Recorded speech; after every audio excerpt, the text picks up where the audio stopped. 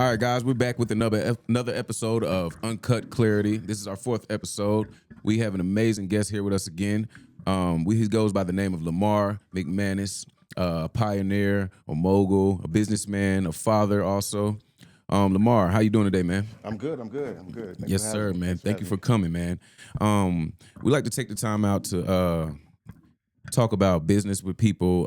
We like to talk about life with people. This is a life podcast. You know, this is a financial podcast. This is we like to dish out knowledge to people. And you are actually one of my clients.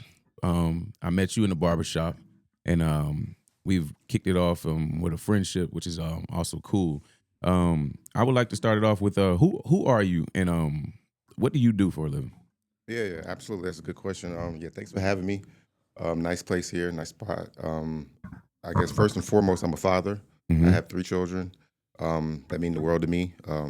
And I spend a lot of my time trying to take care of them, trying to guide them, trying to make sure that my legacy is set, and that basically I'm instilling in them the values that I hold near and dear to my heart. From a business standpoint, I've done a lot of different things within my life. My first stint was in investment banking. I started with First Union actually when I was 19, and up until 31 I was there. So for 11 years I did investment banking. Started off in Charlotte. Eventually I got a really good opportunity in South Florida. So I lived in South Florida, like in Fort Lauderdale area. Eventually bought a house in like Lighthouse Point, which is near Fort Lauderdale. Stayed down there for quite some time. And eventually, I learned about this lady named Oprah, and I ended up leaving the bank and, fell in love with my passion, which was entrepreneurship. And so I started a couple of different businesses, sold some businesses, and basically, if in one word, I'm an entrepreneur. So I'm a businessman. Yeah, that's awesome. I think, I think a lot of people when they first, or they see somebody important, or they, feel as if somebody got money per se. And I know, obviously somebody of your stature, I got this amount, you know what I mean? But Definitely you can tell you wear it, your confidence, your character. Very much so. And I think what's important is, especially like how you start, and you don't got to dive too deep into it, but, like your childhood, what kind of, because entrepreneurship, I mean, that's a full-time sport, you got to think outside the box. You got to make sure all the pieces are in play. So how do you feel like your childhood initially kind of molded you into the man that, you became today? Yeah, no, that's a good question. For me, I think one thing that molded my childhood was my father was my everything. But unfortunately, he died when I was 9 years old, and I'm the oldest of 3. So I have a younger brother and a younger sister, and I have one half sister and 3 half brothers actually. So it's really 7 of us. But that I grew up with, I was the oldest in that house. Okay. And so my mom, she eventually remarried, but regardless of that, I was like the man of the house to some extent. I helped out. Yeah. Started working when I was 13. So those things really molded me to like be really serious minded, to really be focused on success at an early age. I was really focused on looking at my mother's struggle, getting the power cut off, having to move different places. I think in elementary school, I think I went to like 8 different elementary schools. It got a little more balanced once I got to middle school. But basically, that really shaped me into like wanting to have success. Really that was on my mind a lot. You know? And I think it's big that, a lot of people understand, because, you know that, what's that thing? The Donald Trump thing, like my dad gave me a small loan of $1 million. Like, obviously, that's not your story. It wasn't something that was just handed to you. You built your whole life up into this point, brick by brick. Yeah, definitely. Yeah, absolutely. Where'd you get your first business idea? Like, where did that come from? When you were like, let's say, you say, you worked in a bank, and once you said you heard about this woman named Oprah, and then what part of that was like a turning point for you? Like when you heard about it, what did you say? Okay, this is what I'm about to do. Like, what did she do to make you turn the light switch on? Yeah, no, definitely. That's a great question. I actually never knew anything about entrepreneurship growing up. I just knew about working jobs and getting paid. Yeah. And that was really all I tried to focus on. Sometimes I had 2, 3 jobs and really just saving and just trying to do it that way. Like I worked at Subway and like 8 or 9 different other places, Hardee's. And eventually once I got at the bank, it was just the bank, but I would do other things as well. But I was really more job focused. But what shifted for me is when I got to South Florida, I had a lot of clients. I was an investment banker, and I managed a lot of wealthy people's money, a lot of people who had really good careers. And I got to see that some of these people had like careers making $600,000-$700,000, but they still were, struggling. Everything they were making, they were spending. But then I would meet some of these people that would come in and they would look almost homeless, or they would look real like you would never think they got money, but they had all the money. And I'm gonna say like 9 times out of 10 they were entrepreneurs. So I started learning that some of them owned like a sandwich shop, or they might have owned a barber shop, or usually it was something like somewhat simple, but basically they just learned a lot of. There's a different level of discipline from having an entrepreneur space to knowing you're gonna get a paycheck each week. And so I just fell in love with the idea of everything being on me, and not being more like in control of my destiny. And so when I learned about Oprah, she was like, follow your passion, whatever you love. And I was like, I always loved landscaping, so I always. You talking about the actual like cutting the grass? Cutting the grass. Wow. Okay. Oh, okay. yeah. You did tell me you had a landscaping company. Yeah. Right. And your son was working with you sometimes. My son was like working that? with me. Eventually, I started hiring a good bit of people. So let's get into that. Like, Yeah. how old were you when you that's started that? interesting. Yeah, that actually didn't even happen until I'm gonna say 2010. So I mean, like 16 years ago. So I was around 30 years old when I started the landscape business. And it was. I mean, if you find your passion, then it's like you don't ever have to really be working because it's something that you love to do anyway. And I remember when I was in high school, actually middle school, I wrote a paper on like the smell of grass. Yo, this is interesting. This is interesting. I just love the cool. smell of like fresh cut grass. Me too, though. I understand what you're saying. Like how it smells in the morning, like on a Saturday morning. Like it's just something about it that kind of like activates something in your brain. Like I know what you're talking about. It's like gas. Like people love like the smell of gas. Like Or sanitizer. yeah, Exactly. it just does something. Yeah, Exactly. I know what you mean. So I think that's an interesting point because, and like a lot of people got these misconceptions, like, oh, a landscaper, like, how would that conceive money? You know what I mean? And obviously that's what a lot of our podcasts at is diving into the mind of somebody that's obviously achieved success. And the way you kind of even started off is like a lot of humility. Like nobody would think I like cutting grass. Yeah. And then that turned into, whatever. But yeah, keep going. Yeah. No, it's funny you say that because that's so true. I mean, it was a lot of humility because here I am an investment banker. Yeah. And I switched into literally like when I And then when you get home, you get dirty. when I started, like I was literally driving a push lawnmower in a car. Like, Yeah. And I had like, I had money then, but I didn't have the confidence to just go buy like all of this big equipment for a landscape company. I wanted to see like the proof in the concept. I wanted to see the money or whatever. And so once I started seeing the money, obviously I started investing more in the business. But in the beginning, it was just love. I loved like to see my yard look really nice, like the deep lines in it. They just learning about the different things that's involved with not just the actual cutting the grass, but learning like what's involved in getting beautiful grass. Yeah. And I just like people don't understand. I forgot what the scientific term, but there's like people that got like high level degrees when it comes to like grass, like this seed at this temperature. Exactly. Yeah, I mean it's interesting. It's definitely interesting. No, so it is. I'll ask you about. So going from, like you said, that corporate job stability, I know this paycheck coming every Friday or whatever it is, and then transitioning to like unknown income. What was that mind space? You talk about the fear. Yeah. What'd that feel like? I think for me, like I always say, like one of the happiest days of my life was the day that I left the bank. Really? So for me, I think I was born to be an entrepreneur because for me, like I'm more comfortable in a risky space. I'm more comfortable in the struggle. Like, I think because I struggled so much growing up with my mom, like things were unpredictable. So like I thrive in those environments. Like, so for some people, they need predictability, maybe, and predictability has its pros and cons because everything about entrepreneurship is definitely not glamorous. It's a lot of cons, it's a lot of pros. I think the key is to just find out, like you asked me, who are you? And who I am, I'm the kind of person to where like I want to, like I look at life as we only have one life. And so I want to like win big. And you don't win big without taking risks. That's period. Anybody will tell you that. So and there's nothing wrong with not wanting to win big, but who am I? I want to win. I want to win freaking big. Hell yeah. So They don't mind it. They don't mind putting the work in. Yeah. The work is the beautiful part. Yeah. I agree with you 100%, man, because like I was telling Jaffe, like even starting this podcast, whatever it ends up being, I think I told him probably a week or two ago, I'm like, I'm in love with this beginning stage. Like I love this part right here because if you're trying to be successful and once whatever you trying to be successful in gets to that point, you'll never experience that part of like, damn, remember when we was like, damn, is this going, it's going, and then when you're in that successful moment, you're like, I can't, now I really appreciate how that felt. You know what I'm saying? So like, even when I first started cutting hair, like, I was just in that mode of like, damn, I don't know if this gonna work. But now I know that at work, I really appreciate them times where, I don't know, I just really just appreciate them times where I wasn't certain because I was just a dog. Yeah. I'm talking about I worked for 6 months straight, no days off. Wow. Yeah, I wasn't fucking playing. Like I was just like, yo. Even on Monday? Yes, every day for 6 Even months. on Monday? Monday, Sunday. And I salute because so I'm used to that, like you are too. And something like that, I think there's something that triggers us, it drives us, because my mom struggled too. Yeah. You know, and I watch things like that, and it really helps me keep going. But yeah, we're gonna keep going on with these convos, man, because you're a very interesting person, man. Not a man of many words, I would say, but if you ask you anything, then you have many words for a person.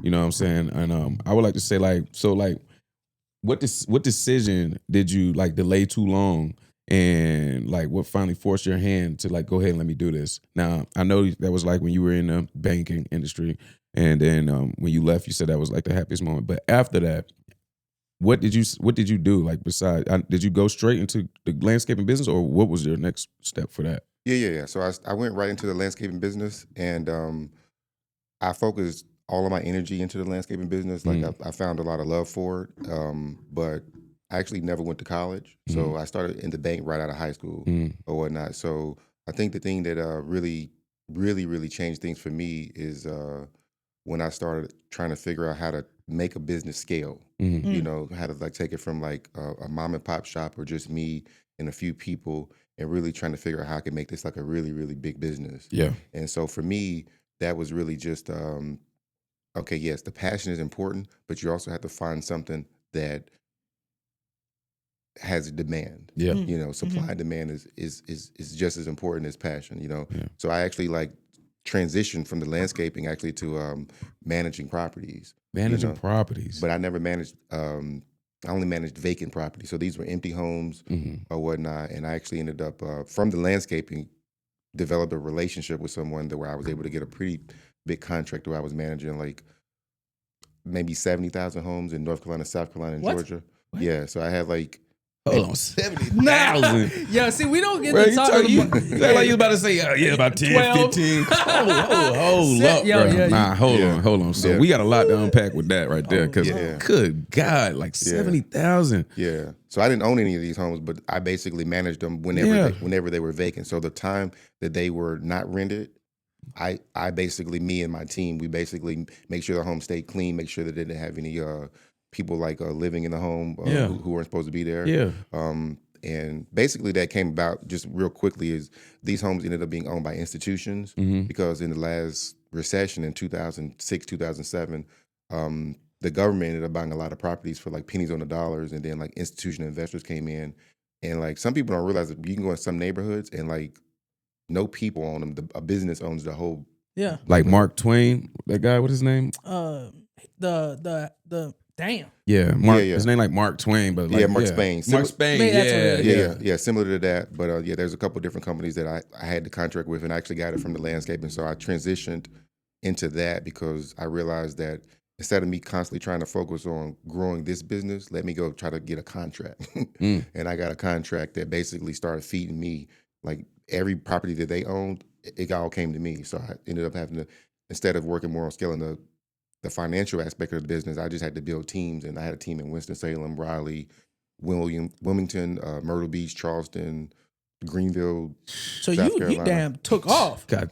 It was fast. It was fast. You were still doing the landscaping too. No. So you shut that down. I shut it all the way down. Okay. No need for it no more.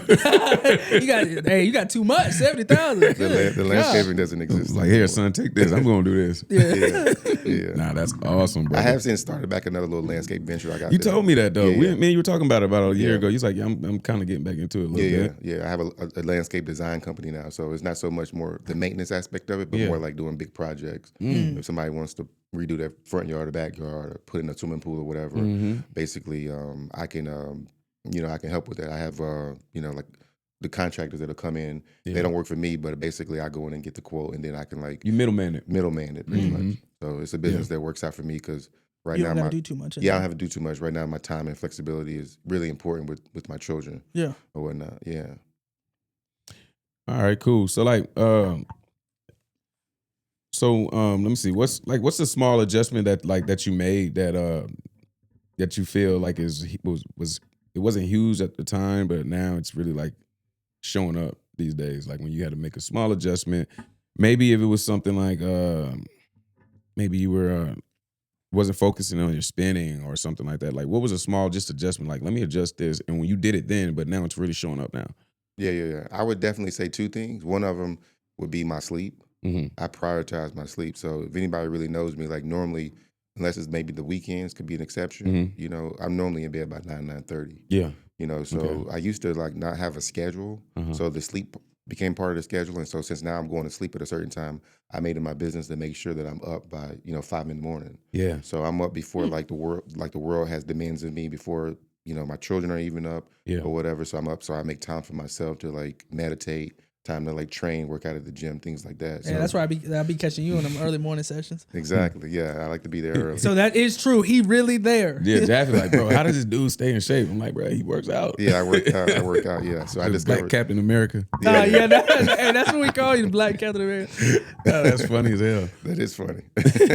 So go ahead, Jaffe, what you got, man? No, I just want to kind of touch on that sleep point because I think, especially now, like hustle culture, it's like, oh, stay up until damn 2:00 and then wake up at 4:30. But that's not sustainable. Yeah. Like, Yeah. so like explain, like, I think it's kind of cool your sleep ritual and then like that morning ritual. Yeah, If you want to be at, however open you want to be with that. Yeah, I can be, super open with it. I mean, growing up, like I didn't have a schedule, right? We went to bed at whatever time. Mm-hmm. We ate dinner. It varied because my mom may have been working later or whatever the case may be, or maybe she came home and was tired. Mm-hmm. We didn't have a real schedule. So like becoming an adult, I didn't have that much of a schedule as well. Like if I ate at 7:00 or if I ate at 9:00 or even 10:00 or whatever time, like it didn't affect me. I just looked at it as, this is what time I'm eating today. And as far as sleeping as well, like I would, go to sleep at sometimes 10, sometimes midnight, just depending on, I didn't have a real schedule. Yeah. I didn't really prioritize the sleep. And when I was doing that, I was still waking up at like 3:30, 4 in the morning. So now I'm getting even less sleep. I'm just like, cause I can stay up late and wake up early and I'm not even tired. I still can keep going. Yeah. But what I realized is that when I start prioritizing my sleep and prioritizing when I go to sleep and when I wake up in the morning, Yeah. it kind of really led me to having a schedule. Yeah. So and so really I say sleep and waking up, but the bigger zooming out picture is having a schedule. So I would tell anybody, have yourself a schedule. Like have a schedule, like a routine. It's all in the routine. Like you should be somewhat predictable, and as your day goes on, oftentimes things come up and that may not be able to be the case. But the more predictable you can be with your schedule, the more it stops being as emotional and it starts being more like logical, because obviously some mornings I can wake up and I don't feel good or this, that, and the third, or maybe I want to sleep another 30 minutes. But once you commit to it, it's like, this is what I'm doing. Yeah. So it helped Makes a lot. sense. So your routine outside of like the job per se, you take that's life or death for you almost. Yeah, correct. Absolutely. Correct. Yeah. Mm-hmm. Like what beliefs about work, money, or success do you have to unlearn as you grew? One of the biggest things I had to unlearn was that, at least for me, like I said, growing up, I had 2-3 jobs, working hard, and I had to learn that just because you work hard, it doesn't mean you win. Yeah, And that's true. yeah. Yeah. So I started learning the importance of like leveraging myself, Yeah. positioning myself, and having clarity. So really just being able to, like I mentioned, I was doing the landscaping thing, killing myself, working all day. Like I enjoyed what I was doing, but I was working all day and I was looking at the number, and the number was a good number. But I was like, I zoomed out and I said, let me see where I can leverage it. And then that's when I started like educating myself and learned about, contracts and where things were going, and like, so like, in other words, like whenever something's hot, get into it and try to figure out how you can get some money out of it, So Yeah, for sure. like at that time, like all these homes were vacant because these institutions owned them. They're not like normal people, so they're not going to want to go into these houses and management themselves. So they wanted to try to find somebody to do that for them. Yeah. And they have an allocated amount of money that they can give me. So, I was getting paid like per home. And then I hired a bunch of people who would go in and Do that work for you. do that work. And I did the work as well. I was definitely not above it. So I enjoyed it. So it was definitely a little less passionate, but it was a lot more money, Yeah. And so it's like, of course, I mean, passion only pays so much. You know Exactly. what I mean? So you know, of course, had to figure out a way to leverage your time and effort because I'm not, you know, like just say $100,000 a month. Like if that was your goal, you can't single handedly do that unless Right. you're an artist, athlete, or you know, Exactly. XYZ. Yeah. But even then, like, and I'm not no hate on an artist or nothing, but like you're there, Right. you know. But Right. if you're operating some business, you have, you know, SOP, blah blah blah, all these things in place. Exactly. You don't necessarily have to be so involved. Yeah. Right. Like Exactly. you took the time out to create the system, and then the system is the thing that pays you. Exactly. Yeah. Exactly. I like how you was like intentional with things too. Yeah. Because it was like, yeah, I left the bank. Yeah. Okay. Now I'm an entrepreneur, but everything I'm doing is intentional. Like I'm gonna do this. And if this makes sense, I'm gonna do this. Yeah, I love to do this, but I'm gonna do what makes sense too. Also, I don't fall in love with just because I love it. Right. Right. Yeah, Exactly. I love that because I'm the same way. Like I love cutting hair, and I'm intentional with cutting hair, and I do what makes sense also. So like even with just like being a barber, I know being an owner of a shop is very intentional. So you have to be very intentional with that too, because you know there's gonna be, you're gonna see different numbers. You might take home less, you might take home more, but it's an intentional reason why you're doing it. You know what I'm saying? So making the most money you can make is what it's about, but it's also about having a purpose to it too. Like if you're just doing it with no purpose, you're gonna end up losing that shit. Because like you said, when you was working in the bank, the people that knew they had paychecks coming was the ones that when you looked in their account wasn't shit in there, but they were making a shit ton of money. Right. And then the guys that came in and looked like this motherfucker might not have nothing, that's where the bag was at because they respected that they wasn't getting paid. It wasn't a guaranteed paycheck. And, you know, and it's more now you're more intentional with your money. I don't have to look like what I have in my bank account. You know what I'm saying? Right. So I mean, I respect that a lot, man, from you. Like that's a very humbling story. So you mentioned you didn't go to college. I didn't go to college neither, unless you want to count barber schools that. But I didn't go to college neither. So you know, I think college is very good for people, but I do see the people that didn't go to college and became entrepreneurs. Some of those people are like some of the best type of entrepreneurs. People that didn't go the way by the book, like they went another route. Some of those people are some of the hardest workers I've ever seen in my life. Like seriously, and that comes with real growth and using your mechanics, you know, to get to where you want to get to, and believing in yourself. And like so. Let's say like when things pile up on you and it feels heavy, how do you personally like reset yourself mentally or practically? Because you said you was doing 70,000 homes. I can't even manage 5 fucking phone calls without forgetting somebody. So 70,000 homes, you have to put together a team, obviously, right? But when you say it, you just saying it sounds like, all right, that's what I did. But knowing that like, what was your strategy plan to do that? Because 70,000 homes, I look at it like you had 70,000 business locations then. To me, because you have to do something with them. Right. Yeah. So all 70,000 homes weren't like once they're like someone's like leasing the property or someone bought the property, then I'm not managing anymore. So on a week by week basis, it wasn't actually 70,000 homes, but it was several thousand, you know, on a week to week basis, and it would just change depending on when the properties got leased and things like that.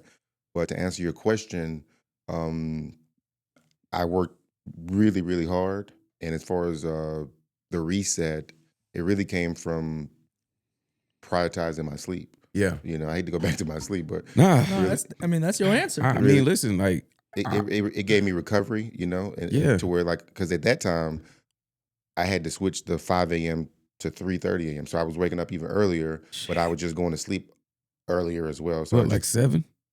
Like shit, I'm going to sleep at 6. If I gotta get up at 3. like 8:30, you know. 8. So you're a soldier. Yeah. So, but just prioritizing that, and then also the beauty of building a good team. You know, I had some really good people that worked, you know, with me, and I started like seeing the beauty of being able to delegate. You know, really like and delegating intentionally from the standpoint of what are you better at than I'm better at. You know, like I love being an entrepreneur. I love being able to take risk. So I'm comfortable putting up money for projects. If I meet someone and they have an idea, whatever, I'm very comfortable, you know, putting my business acumen in and seeing how we can really like maximize the number, but then also being able to be like, okay, you're better at this. My fault. You're better at this, so let me let you handle this, because I know I'm it's a lot of things I'm not good at, but I do, as I've gotten older, I've been able to see what I'm really, really, really good at. So I just try to focus more on my strengths as opposed to my weaknesses. A lot of times people preach being well balanced, but to me, I feel like it's better to like focus on your strengths. Hell yeah. And I think me and Shad, especially, I think this past year, and we just bought a house, and I think me and Shad really learned, an individual is not going to be you can't be a full circle. You know what I mean? Like Shad does certain things extremely well. I do things extremely well. And I know. I believe in a triangle. Yeah. You ever heard of triangle? In basketball? Oh, yeah. In you basketball, run the triangle. Yeah, absolutely. It's three of y'all. You got one person right there, and you got two right here. All right? Then you got everybody else in that. So it's a triangle with the circle around it. So if these three corners protect it, then everything else in the middle of it, you can hide. That's not perfect. Yeah. So if I'm good at this, you're good at that, and you're good at this, the people that we have working with us, we can hide their flaws and make everything look good until we get them like us. Yeah. And that's called running a triangle. So I believe that. I believe in a team of three people. Yeah. You're good at that. I'm good at this. This is how I set the shop up. So the barbershop is set up like this. I'm in the front for a reason, right? Right. Chris is in the back for a reason, right? And then we got my guy Eric on the other side in the back for a reason. So the people that's in the middle of those chairs are the ones they're not all the way up to date or up to par where we were going, but the shop can't see it because I'm the first face and these two are so it hides everything. That's genius. You know what I'm saying? And it helps the people that's within that circle. While they're watching us, they become that point, and he becomes that point, and then you can leave from that point and move to the next one. So just run the triangle. I believe it takes three people. It could take two, but I like three. I like three too. I like three. Too. Three's a crowd, right? I like that's three. What they say. Three's a crowd. No, and I think we definitely, like I said, me and Shad, we fill each other's cracks. Like when it comes to, like you said, operating the barbershop, Shad knows how to get you motivated, right? He's gonna put in that work. Anything that gets left behind, he gonna fill it, right? And then I'm more of like the creative. I love the math and the numbers, and I nerd about stuff like that. So I think, especially in our future endeavors, me and Shad do like. I think, like you said, it's important to lean in your strengths, and then when you can't do it, just offset it. Like that's not your position. Play your position, and then keep it pushing. It's not ego. It's not he better than me, he worse than me. And I think you explain that, and like I said, off of first glance, I don't think people would see the humility that you have and how you carry yourself. Really, honestly. No, I appreciate that. Facts. I appreciate that. Facts. Real humble guy, man. Real. That's kind of like why I took a liking to you because I run across people all the time. But I respect people's, let's say, I kind of connect more people with their personality than more than what they got going on. Yeah. You know what I'm saying? I go with the personality more than so what you got going on. That's last, man, because if I could see a person that I'm like, if I could see myself hanging with you outside of what I do for a living, then I like you. You know what I'm saying? Yeah. Because there's some people I do business with, and this is the only place I'm we ain't doing shit outside of here. No, I appreciate that, man. I appreciate that. I definitely, I like being simple. Yeah. Simple is important to me. When I was younger, all I ever wanted was a Rolex. I used to fantasize about getting a Rolex, like for real, like crazy. And the Rolex, not the Stoli. Yeah. Which Rolex? I wanted a Submariner, even when I was like in middle it's school. all right, man. Is that one? Nah, that's a day dress. This is something different. Ooh. But at the time, once I got a Rolex, it didn't do nothing for me. So the point is, when you got it, when I got it, it didn't do nothing. So the point for me that I learned from there is I was like, material things don't really do anything for me. Like I like to work to be able to take care of my children because they mean a lot to me. I'm not saying I don't like nice things. I do have some nice things. What you're saying. But what I'm saying is that like I try to live a much lesser, lower means than that I could be living. Because for me, it allows me to be able to take risk in like businesses and things like that. So like, because in business, things are going to go up and go down. So if you live beneath your means and you're comfortable living in that way, meaning that like if things go up, you're not going to go and buy like a plane and do something crazy. And if things go down, you can be like, nah, let's put more money into the business. Maybe it needs more. And so I've learned that that's been one of my really biggest strengths. Like for me, like in my core, I'm a real simple person. Like I don't like I like nice things, like I say, like anybody else. But at the end of the day, like I'm very, very happy just being home with my children, just reading a book or going to the gym and working out. Like to me, that's like, even sometimes when I'm on vacation, I'd be working out a lot at the gym at the resort. No, I get that. That's good, man. Health is wealth. It is. Without your health, none of this matters. You can't do none of this.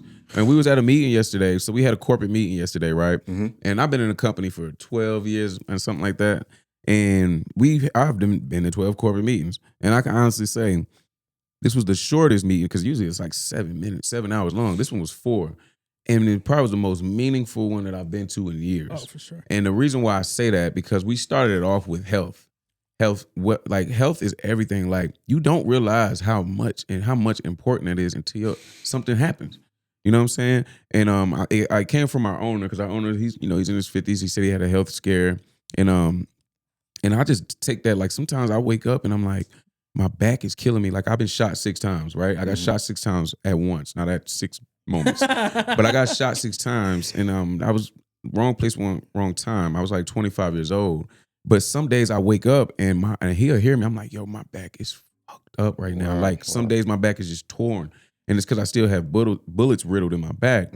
But I know where it comes from. It comes from me not properly resting, not properly taking care of myself. Because I can be 100% one day, and Jeff like, bro, what is wrong with you? And I'm like, bro, I feel like I got hit by a truck. But yesterday I could do a backflip. You know what I'm saying? But today I don't want to cut shit. I feel hurting. But it's like your health. Without that, nothing works. Nothing works. Nothing matters. You got to reset your human side. Real talk. You do. And that's one of the things that we all got to, always take accountability of. He's 24, you know what I'm saying? I'm 35. So, this dude, he still can do what we wish we could do. Like, he can sit up for 5, he can go to sleep at 5 o'clock and wake up at 8. And, so that's just what it is. I mean, so let me ask you a question. What do you intentionally ignore that most people feel pressured to care about? Oh, that's a good question. I mean, this was a big game changer for me. Pleasing other people. Intentionally, yeah. Yeah, so pleasing other people. Just, I used to be really, not even just pleasing other people, but wanting to be liked by everyone. And I actually had to take a step back and realize that, when you want to be liked by everyone, you normally liked by nobody, So I from that, I did a lot of self-reflection and realized that when you try to please other people, it can be draining, and you basically looking at your life from someone else's life. So it's so much more important for you to just because I can't do something, it doesn't mean you can't do it. Yeah. And just because I can do something doesn't mean you can do it. Yeah. So I feel like a lot of times with people pleasing, it's like I'm living my life trying to make someone else happy, and oftentimes that looks like looking at it from their lens. Yeah, and absolutely. Their lens to make them happy may be like lowering myself, So for me, it's something I still battle with even today, but just trying to be as cognizant as I can is not pleasing other people, but making sure that my morals, my values, my opinions are in line with myself, aligned with myself. Going on? Yeah. No, and I think that's huge. And just to share with y'all, and of course you, I was drinking and using, so that was like my problem. And essentially I was killing myself, literally. I overdosed, all that. And in the court systems, blah, blah, blah, right? And it was, I'm an Alcoholics Anonymous, right? And so I've been sober for a good amount of time now. And the biggest thing that you talked about is what they call a character defect, right? Pleasing everybody really ain't an asset of character, right? Because you're always giving a piece of yourself here, or I'm gonna belittle myself. I might come off confident, but I really I don't feel like I'm him. And I think it's huge that, you even say that. Honestly, I think you're probably one of the most vulnerable people we interview. But I think it's people really forget that, that self-accusation, being able to fall back and be like, yo, this is not the best character trait. And I think we do it amongst each other, but even have somebody else call it out, bro, that's not how you're supposed to be doing, and you need to be doing that internal work. And I think a lot of people, miss that point, because the way I started out, after I cleaned myself up and to where I'm now is the only reason I got there was being able to be real with myself. Yo, this is not an asset of character. That shit needs to go. Right. You are lying or dishonest or self-deprecating, all these little key words. I got to get rid of that shit, because you're not likable when you're like that. Right. Yeah. No, definitely. Can we kind of touch on so you were a realtor, right? Yeah. Yes. So can we touch on that part? Because obviously buying a home right now is a very popular thing right now, and it's a very complicated thing right now too, especially for people like me and Jaffe, or 1099ers. Let's just say that, it's a complicated thing. When you got into real estate, first of all, I like to ask you, how old were you? Yeah, so real estate, I have my real estate license, but I'm not an active realtor. I know that. But when you were active, how old were you? I got my real estate license. I think I was I'm gonna say 34. 34. And when you got it, did you own properties, or were you selling properties and owning properties, or just selling properties? Yeah, no, that's a good question. Yeah. I was owning properties. Okay. So in addition to the landscape business, I had some other businesses too. And one of them was, at one point I was buying a bunch of properties and I was renting out. In North Carolina? No, in North Carolina, in Charlotte. Okay. So I would buy houses and I would rent out the rooms. So actually, I don't know where Airbnb started, but this was before Airbnb. Yeah. So I would have a home that was a 3-bedroom home. And that's different. Actually, before that, I had homes and I would rent out the whole home. But I started running into I had a guy one of my tenants pull a gun on me because I was trying to collect the rent. Yeah. So actually, I say. So you were collecting the old fashioned way. Yeah. So I say 34, but this actually goes back to when I was I got into real estate when I was 23. Okay. So I was 23, but at that point, you're doing a lot. Yeah, I've been doing a lot my whole life. That's great. That's probably my weakness. But at a young age, though, that's not your weakness. Yeah, I'm saying my weakness and my strength. Oh yeah. But I was definitely buying properties and renting out the whole home to someone. And so basically, that business did okay, but eventually I backed up out of it. And when something isn't working, I usually try to back up and try to figure out how I can refocus or redirect it. So I've always been that way throughout my life. I don't just keep on hitting my head on the wall. Yeah. I'm going to try to see. So from that business, I started buying properties and renting them out. And that business, to me, and this isn't for everybody, but to me, with success, you see success early on, in my opinion. My son is super gifted at math.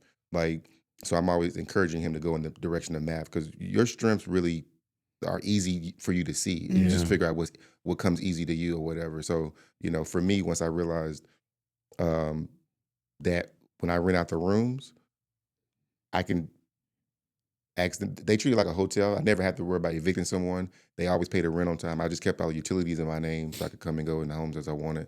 And basically, come in there to get my money or whatever. So this is before so a lot of them was mailing me checks, so I was collecting the money in cash or whatever. But in general, I had a lot of homes that I was just renting out all the rooms to. And eventually, once real estate started to take off, as people would move out of those homes and those homes became empty, I started basically flipping the property. So I would go in and fix them up super duper nice, and then I would sell them and get what I thought was top dollar. But now it's I should have kept all those houses. Hey, you said this was in Charlotte? This is in Charlotte. I already know. Did you get rid of them before COVID?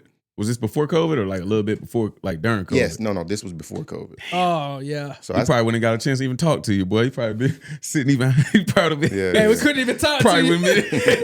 I couldn't even afford to talk to you. Yo, hey, what areas were you in? If you don't mind, you don't have to share. Yeah, I can share whatever. I'm an open book. But I had some houses in Gastonia, a place called Cramerton. Yeah. And then in Charlotte, I had homes in East Charlotte, Eastway. Yeah. And I actually had one of my favorite houses actually was on the west side. It was on the street called Mayfair, which is right off of West Boulevard. I bought a house over there for $14,000. See, I God can't. almighty. My dog, damn, boy, ahead of the curve, ahead. But I sold it for $68, thinking I was making money, and now that house is worth $350. What? Well, that's more. That's like a 20x return. Yeah. So, God damn, but it's all good. Live and you learn. You live and you learn. You live and you learn. One thing you know, you can do it again. Exactly. Shit, that's one thing you do know. Yeah. Man, this has been a real good podcast for us, man. Because one thing I do know about you, man. You're a hardworking guy. You always have something going on. You bring your son in the shop. I got a kid. I got a high schooler. We got that in common. You got a daughter too. You got kids, man. And I see that you're a great father, and I love that shit because that's the first thing I respect about a man is if they have kids, how they hold it down with their kids, and that's very important to me. That goes a long way, brother. No, thank you. I appreciate it. Yeah, man. Yeah, that means the most to me. So thanks. Yeah, man.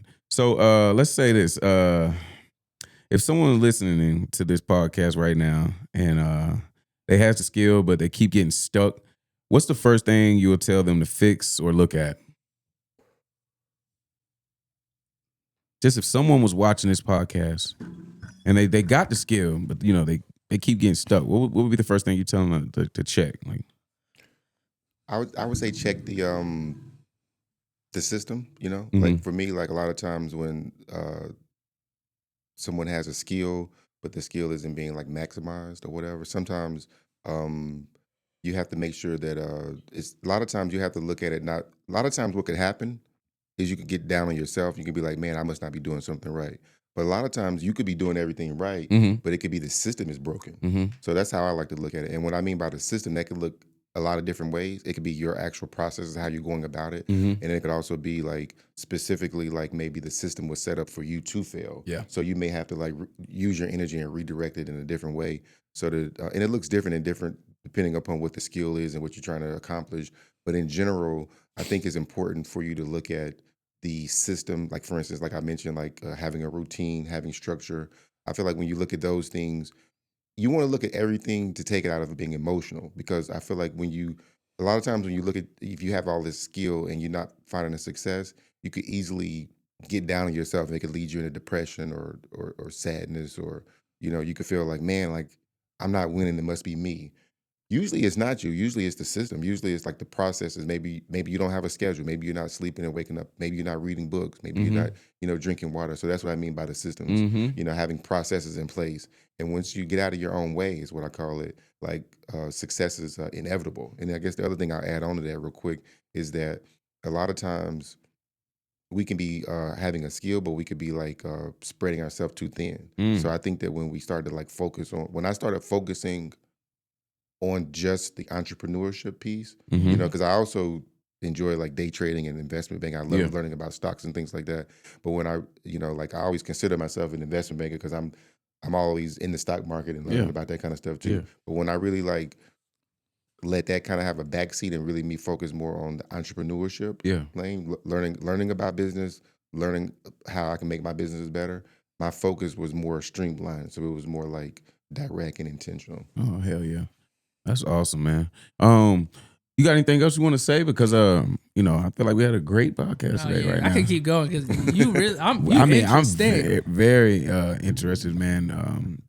This is and a good one. I just like what you said right there. I think you unintentionally said a quote that Steph Curry says, but he says this thing where he's like, he doesn't say like, I didn't make that shot. He says that shot didn't go in. So meaning like he's not the problem, but it's just about that whatever system you were using, like he didn't tuck his elbow in enough, whatever. He missed that specific shot, right? So the way you were saying, I think you talked a lot about just honing yourself, and that was like the biggest thing I think I learned from you today was like you really take yourself very serious in terms of health, your mindset, and I think that's the part that the world, when they look at somebody that has succeeded, they think it's just like this guy got lucky, but your life has been a lot of intentional steps, intentional thought processes that you put into motion, and I just appreciate you sharing everything that you share, with people, and I think about like whether it's 20 or 20,000, I'm sure that you helped somebody today with just how vulnerable and open you've been with this one. Absolutely, so I learned something. Shit, y'all ain't learned something. I mean, I think I've been cutting Lamar for almost 3 years, if not 3.